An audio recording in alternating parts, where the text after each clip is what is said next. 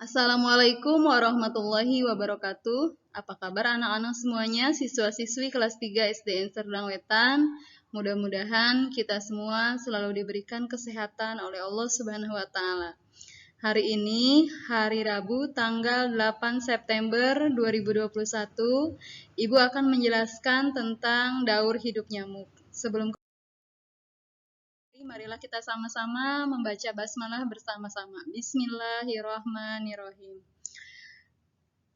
Nyamuk memiliki proses daur hidup yang sempurna.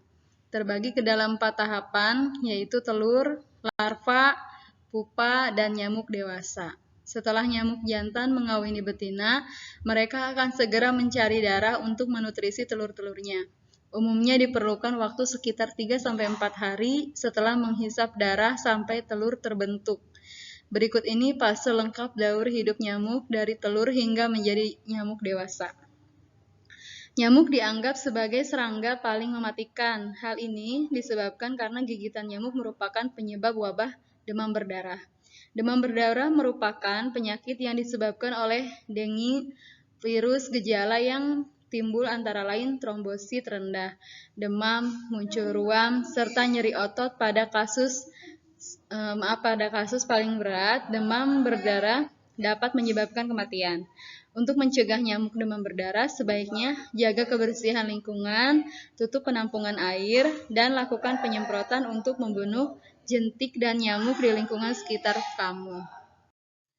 Selanjutnya, inilah gambar daur hidup nyamuk.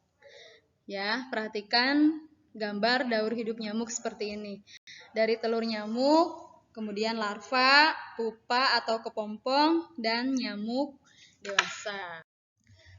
Selanjutnya, tahapan daur hidup nyamuk. Yang pertama adalah tahapan telur. Telur nyamuk seperti ini, teman-teman. Perhatikan. Fase daur hidup nyamuk yang pertama adalah telur. Seekor nyamuk betina dapat bertelur 100-300 butir dalam satu kali pembuahan tergantung spesiesnya. Umumnya, para induk akan mencari lingkungan yang lembab seperti kubangan air. Mereka menggunakan sensor di bawah perutnya untuk mengukur suhu dan kelembapan yang tepat. Kemudian mengerami telurnya hingga menetas. Beberapa nyamuk memiliki bentuk telur yang super kecil seperti debu dan bertebaran di pinggiran kolam. Namun ada juga jenis nyamuk yang merakit telurnya berdekatan. Fase telur ini membutuhkan waktu sekitar 2 hari sampai akhirnya menetas menjadi larva. Selanjutnya tahap kedua yaitu larva atau jentik. Ya, seperti ini gambarnya, perhatikan bentuk larva. Larva atau yang biasa kita kenal dengan jentik. Jentik nyamuk merupakan fase selanjutnya pada daur hidup nyamuk.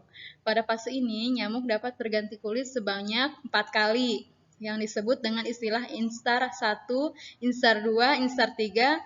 Pergantian kulit ini diikuti dengan perubahan ukuran nyamuk sebelum akhirnya memasuki masa transisi pupa. Fase inkubasi ini dapat berlangsung sekitar 5-10 hari, tergantung suhu lingkungan, makanan, dan kehadiran predator lain. Larva memiliki bentuk dan ciri-ciri yang berbeda sesuai dengan spesiesnya. Contohnya, larva nyamuk pulek, ya istilahnya, memiliki bentuk seperti pipa atau sipon. Bentuknya langsing. Terdapat bulu-bulu halus di sekitar larva yang tidak beraturan dan menggantung di tanaman air. Sedangkan larva nyamuk atau istilahnya Anopheles tidak memiliki sipon. Selanjutnya, tahapan ketiga yaitu pupa. Bentuknya seperti ini. Ya, contohnya seperti ini. Fase ini merupakan waktu istirahat atau jeda sebelum nyamuk berubah menjadi nyamuk dewasa. Sama seperti kepompong pada kupu-kupu, pada saat di dalam pupa nyamuk tidak membutuhkan makan ataupun minum. Untuk bertahan hidup akan muncul 2 antena ke permukaan yang berfungsi untuk pernapasan. Pada fase ini, pupa rentan sekali mengalami kebocoran. Nah, yang terakhir adalah atau yang tahap keempat, nyamuk dewasa. Ya, teman-teman pasti sudah tahu ya bentuk nyamuk.